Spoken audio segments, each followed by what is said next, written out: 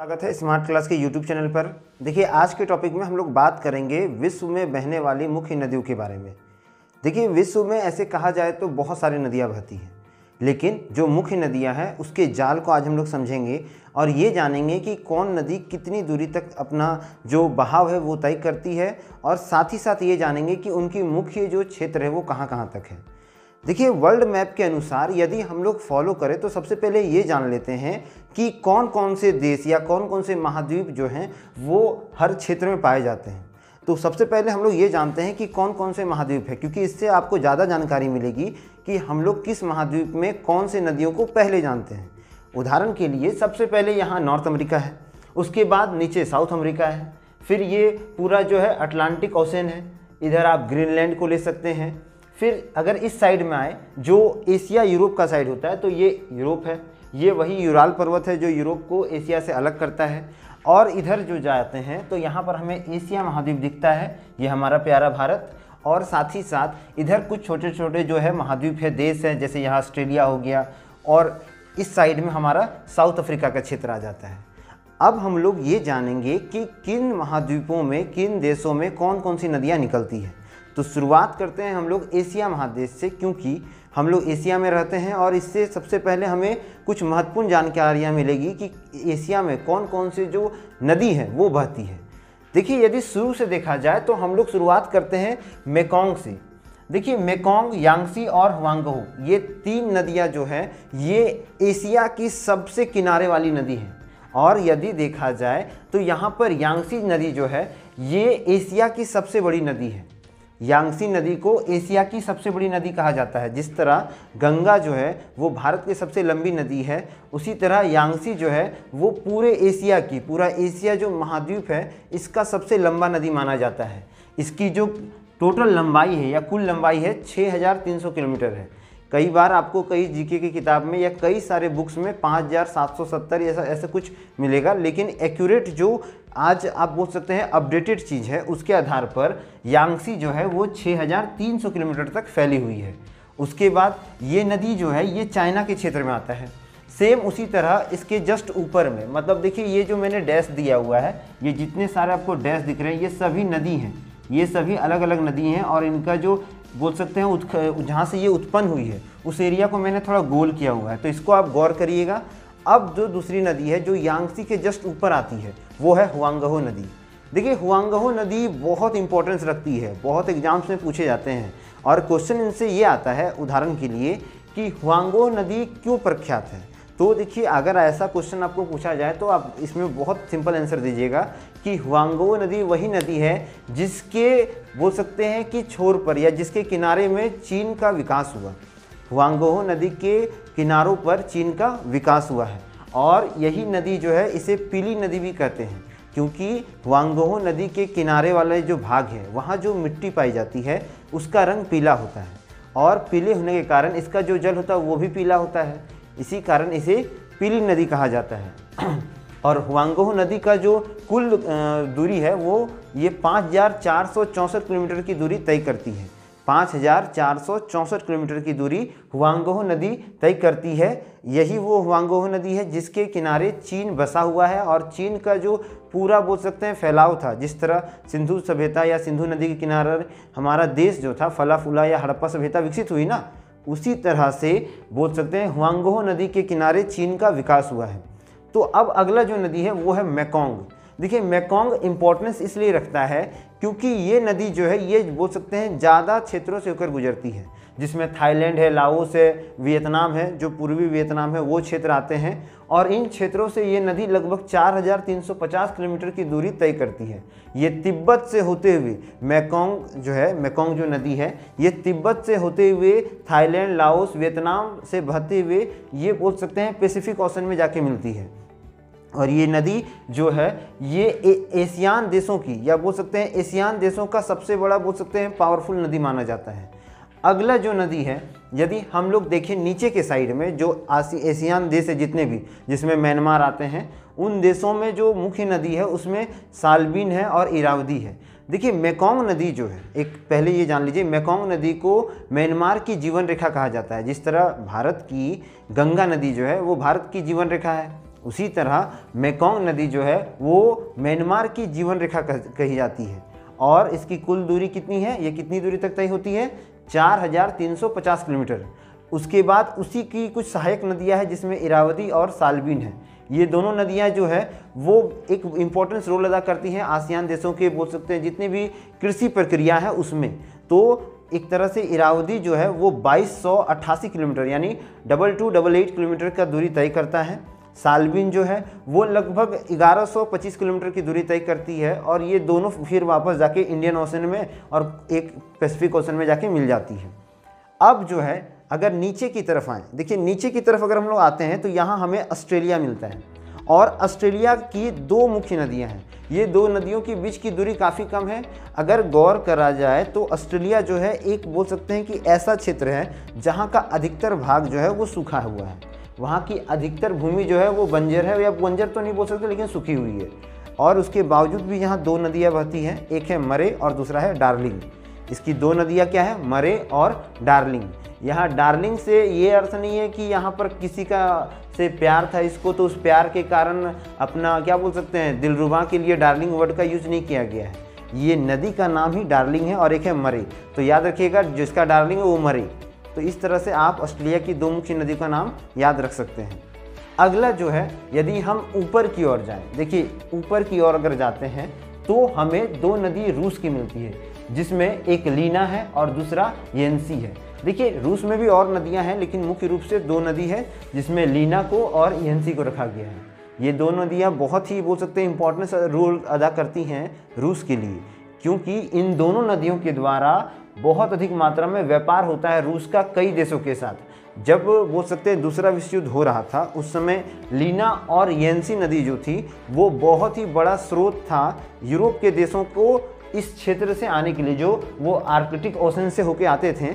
तब यहाँ पर रूस जो था वो बहुत तरह का जाल बिछा के रखता था इसके मुहाने पर और यहाँ से उनके जहाज़ों को रोका जाता था। तो ये बहुत इंपॉर्टेंट रोल अदा करते हैं रसिया के क्षेत्र में। तो रसिया का दो मुख्य नदी कौन कौन है, लीना और यांसी, और यही दो नदी जो है ये व्यापार के लिए मतलब आर्थिक स्थिति को मजबूत करने के लिए रूस यूज़ करता है। अब अगर थोड़ा सा नीचे आते हैं तो हमारा भारत यहाँ दिख जाता है। उससे पहले देखिए एक और नदी है जिस नदी का नाम आमूर नदी है। ये भी जो है ये चाइना की एक बहुत इंपॉर्टेंट नदी है और ये जो है ये भी जाके पैसिफिक ओशन में मिलता है। अगर हम लोग अब भारत में आते हैं जो हमारा प्यारा भारत है, इसमें मुख्य रूप से तीन नदियाँ जो हैं बहुत ही बोल सकते हैं प्रख्यात हैं, जिसमें पहला है सिंधु नदी, क्योंकि सिंधु नदी के किनारे ही बोल सकते हैं कि हमारा जितनी भी सभ्यता है उसका विकास हुआ है। तो सिंधु नदी जो है वो भारत के क्षेत्रों से होते हुए पाकिस्तान में जाके मिलती है और पाकिस्तान की तरफ से जाती है और इसका जो दूरी होता है वो काफ़ी लंबा दूरी तय करती है। इसका जो कुल लंबाई है इस नदी का वो है 3180 किलोमीटर। सिंधु नदी की कुल लंबाई कितनी है, 3180 किलोमीटर। वहीं दूसरी ओर देखा जाए हम लोग ब्रह्मपुत्र के क्षेत्र में जाते हैं तो ब्रह्मपुत्र नदी जो है ये 3848 किलोमीटर दूरी को तय करती है। यह नदी जो है यह भारत की बहुत ही इंपॉर्टेंस नदी है। उसी तरह गंगा, जिसको भारत की जीवन रेखा या भारत की सबसे लंबी नदी का दर्जा मिला है, ये 2510 किलोमीटर की दूरी तय करती है। ये तीनों नदियाँ जो है भारत की लाइफलाइन है और इसीलिए वर्ल्ड मैप में इन तीनों नदियों का बहुत ही मुख्य योगदान रहता है। अब देखिए यदि हम लोग थोड़ा सा और आगे बढ़ें तो हमें यहाँ पर एक और बोल सकते हैं नदी मिलती है जो रसिया की होती है और रसिया के क्षेत्र से एक ओब नदी है जो क्या होता है कि एक बोल सकते हैं घाटियों से होकर बनी हुई नदी है। अगर आप यहाँ गौर करते होंगे देखते होंगे कि ये जो मैप बना हुआ है ये एक घाटी है जहाँ से ओब नदी का निर्माण होता है और ओब नदी जो है वो इस जगह से शुरू होते हुए ये जाके आर्कटिक ओशन में गिर जाती है। अब आते हैं हम लोग थोड़ा यूरोप की तरफ।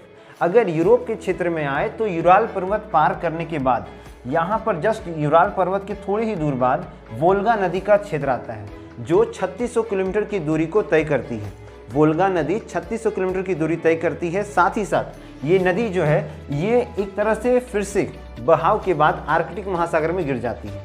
लेकिन इस नदी का इम्पोर्टेंस ये है कि ये नदी जो है वो यूरोप की लाइफलाइन कही जाती है।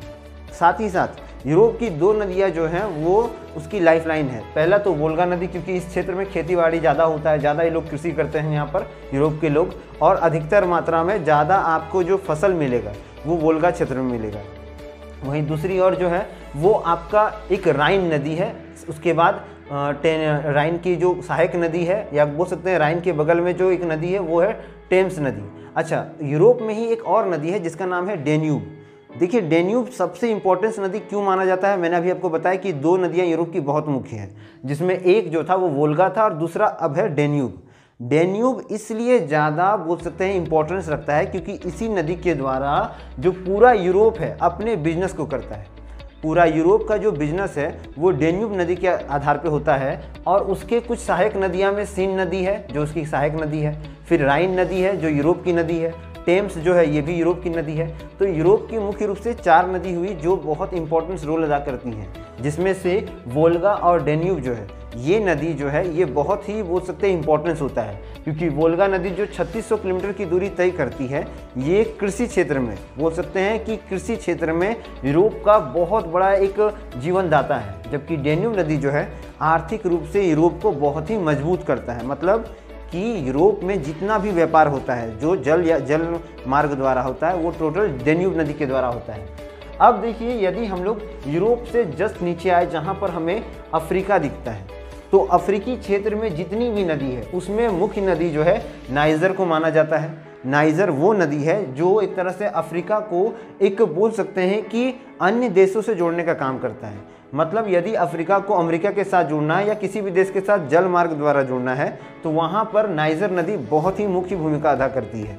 उसके बाद अफ्रीका ही वही देश है जहाँ पर विश्व की सबसे बड़ी सबसे लंबी नदी मिलती है, और वो नदी है नील नदी।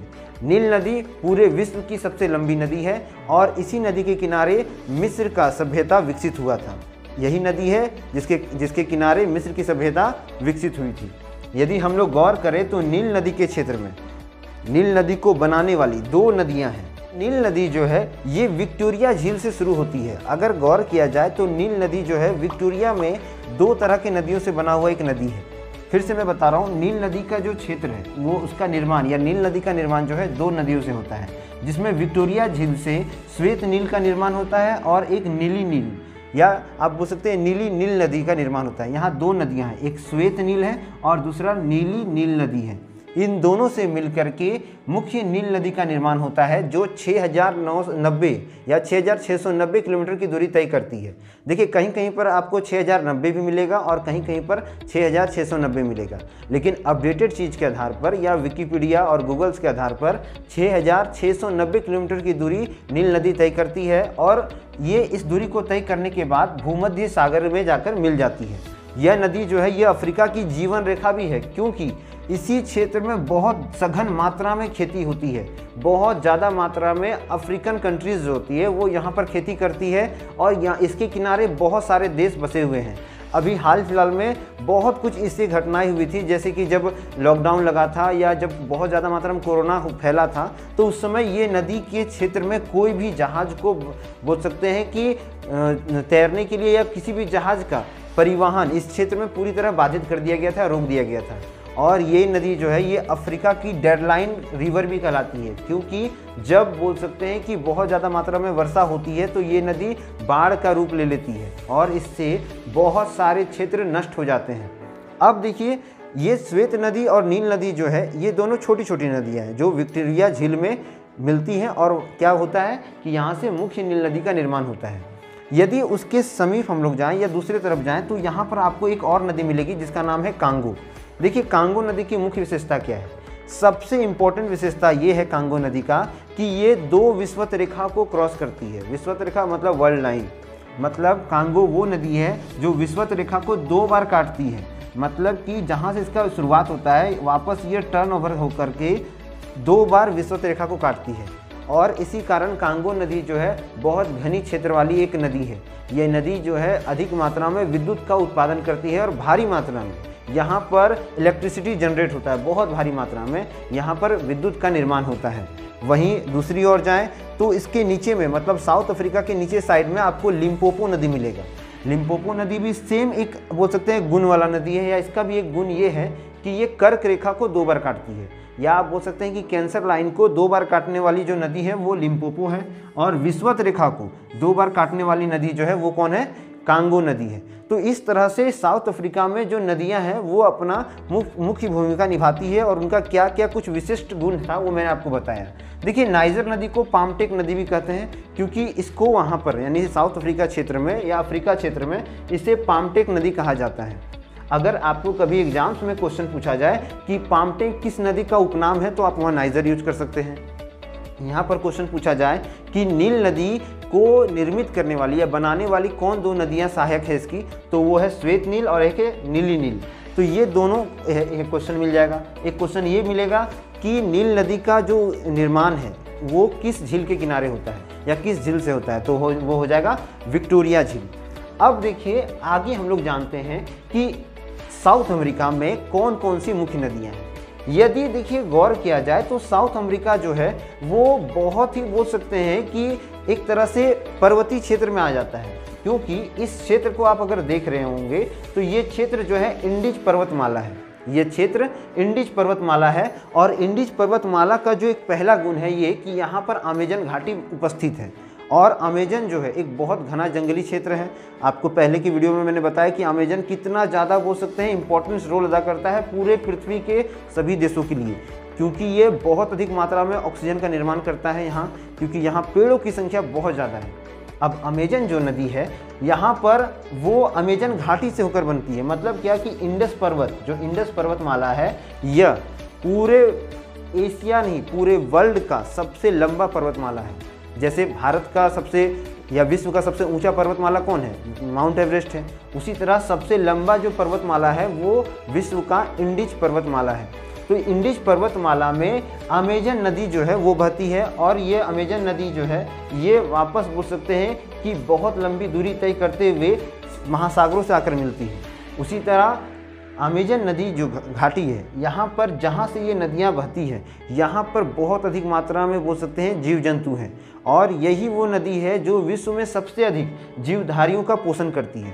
मतलब कि क्या कि यहाँ पर बहुत सारी जनजातियाँ, बहुत तरह तरह के जीव और ऐसे जीव जिनका अस्तित्व अब मिट चुका है, कुछ उसके अंश भी अमेजन नदी घाटियों में आपको मिल जाएंगे। और ये अमेजन नदी कहाँ बसा हुआ है, यह है इंडीज पर्वतमाला में। अब देखिए, अमेजन की जस्ट एक नीचे सहायक नदी है जिसका नाम है मेडीरा। मेडीरा अमेजन की एक सहायक नदी भी कह सकते हैं और ये जो है ये भी इंडीज पर्वतमाला के अंतर्गत आती है। अगर गौर किया जाए तो अमेजन और मेडीरा के बाद साउथ अमेरिका की एक और नदी है जिसका नाम है पराना। देखिए, पराना नदी जो है वो भी एक तरह से बोल सकते हैं कि साउथ अमेरिका से ही बनी है और उसी क्षेत्र से वो बहते हुए वापस महासागर में आकर मिलती है। अगर ज़्यादातर हम लोग गौर करें तो अमेजन नदी जो होता है वो दूसरी बोल सकते हैं विश्व की दूसरी सबसे लंबी नदी है जिसकी कुल लंबाई 6296 किलोमीटर है। तो अमेजन नदी कितनी दूरी तय करती है, 6296 किलोमीटर की दूरी तय करती है और ये विश्व की दूसरी सबसे लंबी नदी है। पहली कौन थी, पहली नील नदी थी जो अफ्रीका में बहती है और जिसकी कुल दूरी जो है 6690 किलोमीटर की है। तो इस तरह से देख सकते हैं हम लोग कि साउथ अमेरिका में कौन कौन सी नदी बहती है। देखिए, साउथ अमेरिका में एक बोल सकते हैं कि विश्व से जोड़ने वाली नदी के रूप में एक बोल सकते हैं वर्ल्ड रिवर के नाम से एक और नदी है जिसका नाम ओरिनोको है। और ओरिनोको नदी जो है यह साउथ अमेरिका को विश्व के कई देशों से जोड़ती है। जैसे उसे नॉर्थ अमेरिका से जोड़ना है या फिर बोल सकते हैं इधर अफ्रीका से जोड़ना है या एशिया महाद्वीप से जोड़ना है तो ओरिनोको नदी का यहाँ मुख्य योगदान होता है। तरह से अमेजन नदी या बोल सकते हैं मेडीरा नदी जो अमेजन की सहायक नदी है तथा ये जो पराना नदी है ये बहने के बाद अटलांटिक महासागर में आकर गिरती है और अटलांटिक महासागर में गिरने के बाद ये विलीन हो जाती है। लेकिन इसके साथ ही साथ ये साउथ अमेरिका की एक बहुत बड़ी लाइफलाइन कहलाती है। देखिए, एक और चीज़ मैं भूल गया था, मैं आपको बता देता हूँ कि जाम्बेजी नदी एक नदी यहाँ पर है, गौर करिएगा इस जगह पर, यहाँ एक जाम्बेजी नदी है जो अफ्रीकन नदी का एक समूह में आता है। ये जाम्बेजी नदी जो है इसका निर्माण जिस तरह से यहाँ विक्टोरिया झील से नील नदी का निर्माण हुआ था ना, उसी तरह इस क्षेत्र में विक्टोरिया जो ये है विक्टोरिया जलप्रपात से जाम्बेजी नदी का निर्माण हुआ। अब मैं आपको इसका इंपॉर्टेंस बता देता हूँ। अगर कभी क्वेश्चन पूछा जाए कि नील नदी का विकास किस क्षेत्र से हुआ या किस झील से हुआ तो वहाँ अगर विक्टोरिया जलप्रपात रहे तो उसे टिक नहीं मारना है, आपको विक्टोरिया लेक पे टिक मारना है, यानी कि विक्टोरिया झील पर। तो दो तरह के यहाँ नाम मिल रहे हैं, एक विक्टोरिया जलप्रपात और दूसरा जो है विक्टोरिया लेक है। तो विक्टोरिया लेक से नील नदी का निर्माण होता है और विक्टोरिया जलप्रपात से जाम्बेजी नदी का निर्माण होता है। तो क्वेश्चन बहुत आड़ा तिरछा पूछेगा, इसलिए कोशिश करिएगा कि हर क्वेश्चन को ध्यान से डील करने का। ज्योग्राफी जो है बहुत बड़ा गेमिंग चैप्टर होता है। यहाँ पर मैप के द्वारा आपको बहुत कुछ दिखाने को मिलेगा, जहाँ पर पॉइंट बाय पॉइंट आपको हर चीज़ समझ के टिक लगाना है। अब देखिए हम लोग जाते हैं इस क्षेत्र के बाद जो नॉर्थ अमेरिका का क्षेत्र है वहाँ पर।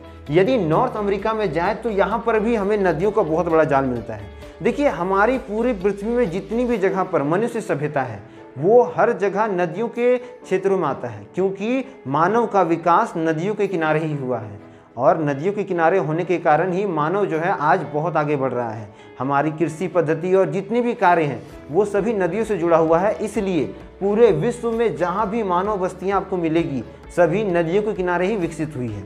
अब देखिए नॉर्थ अमेरिका में जो इसकी मुख्य नदियां हैं उसमें अगर देखा जाए तो सबसे इम्पोर्टेंट रोल अदा करता है मिसिसिपी की नदी।